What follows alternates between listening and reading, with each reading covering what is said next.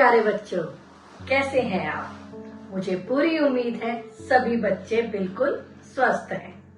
प्यारे बच्चों, आपने अपनी लाइब्रेरी की बहुत अच्छे से साफ सफाई कर ली होगी और लाइब्रेरी की सभी किताबों की कलर कोडिंग भी अच्छे से कर ली होगी।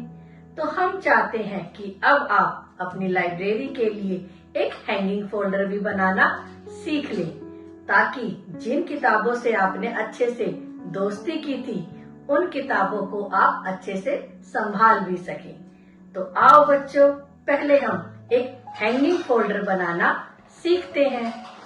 हैंगिंग फोल्डर बनाने के लिए हम लेंगे अखबार और उसको बीच में से काट लेंगे। अब इसके चारों तरफ फेविकोल लगाकर इसको आधा मोड़ लेंगे। फिर से फेविकोल लगाएंगे और इसको ऐसे मोड़ते जाएंगे और इस तरह से हमारी एक स्टिक रेडी हो जाएगी।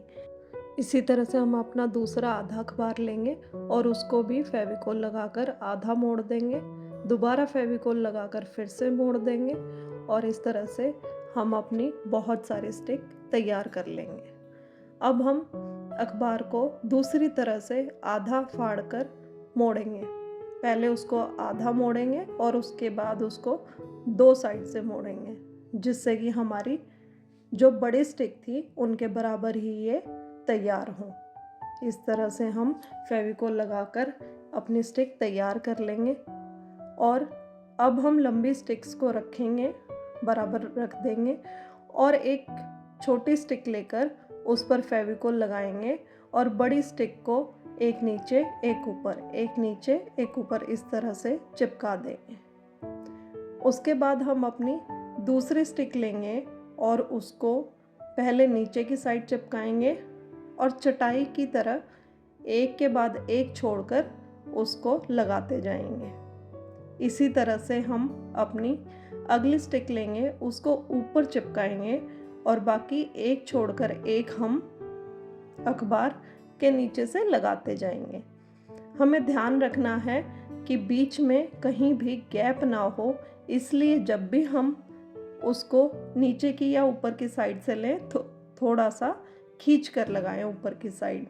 देखिए, जैसे यहाँ हम लगाते जा रहे हैं और हमारी एक तरह से चटाई की शेप में यह तैयार होती जा रही है। इसी तरह से हम इसको पूरे न्यूज़पेपर पर ऐसे ही एक छोड़कर एक फेविकोल लगाते हुए तैयार कर लेंगे और लास्ट में जब आखिरी स्टिक होगी तो उसको हम तैयार करेंगे।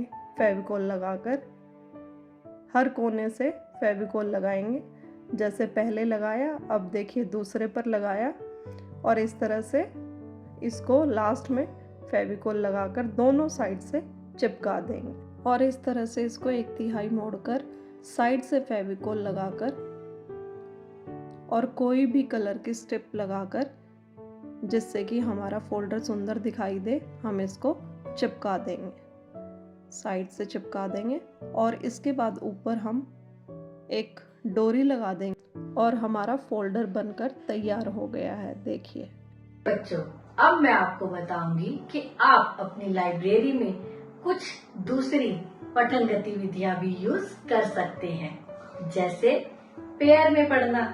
कभी कभी मन करता है कि अपने साथी के साथ मिलकर एक किताब क्यों ना पढ़ी जाए, तो आप ये गतिविधि वहाँ पर कर सकते हैं। एक और एक्टिविटी है जैसे कि ग्रुप में पढ़ना। ऐसा भी हो सकता है कई बार एक पुस्तक आप सब ग्रुप में लेकर बैठ जाएं और सभी उनको पढ़ें। इससे आपकी लर्निंग बहुत अच्छी होगी। प्यारे बच्चों, आपकी लाइब्रेरी अब आपकी जिम्मेदारी है, तो उसके प्रबंधन का भी ध्यान आप ही को रखना है। तो आप सब अच्छे तरीके से सीख लीजिए कि आपको लाइब्रेरी में जो किताब पढ़नी है उसका रिकॉर्ड कैसे रखना है। यानी आप अपनी क्लास की लॉग बुक बनाएंगे और उसको खुद ही भरेंगे। स्टार्टिंग में थोड़ी दिक्कत होगी पर बाद में सब ठीक हो जाएगा। बच्चों, लाइब्रेरी में एक कोना ऐसा भी होना चाहिए जहाँ पर आप उन किताबों के नाम लिखें जो आपको बहुत पसंद आई है, जो औरों को मदद करेंगी एक अच्छी किताब को ढूंढने के लिए। प्यारे बच्चों, आप सबने बहुत अच्छा कार्य किया है, तो आगे भी मैं उम्मीद करूंगी इसी तरह आप अच्छा काम करते रहेंगे। बच्चों, रीडिंग की हैबिट डेवलप करने के लिए आप एक रीडिंग मैराथन का भी आयोजन कर सकते हैं। इसके विजेता को इनाम भी मिलेगा। इसी के साथ मैं उम्मीद करती हूँ आप सब लाइब्रेरी के नियमों का पूरा पालन भी करेंगे और विभिन्न गतिविधियों में लाइब्रेरी का यूज भी करें। आप अपने विषय से संबंधित किताबें भी लाइब्रेरी में ढूंढकर उन्हें जरूर पढ़ें। इससे आपको अपने विषय की जानकारी बहुत अच्छे से हो जाएगी। प्यारे बच्चों, इसी के साथ मैं आपको कहूँगी अब धन्यवाद।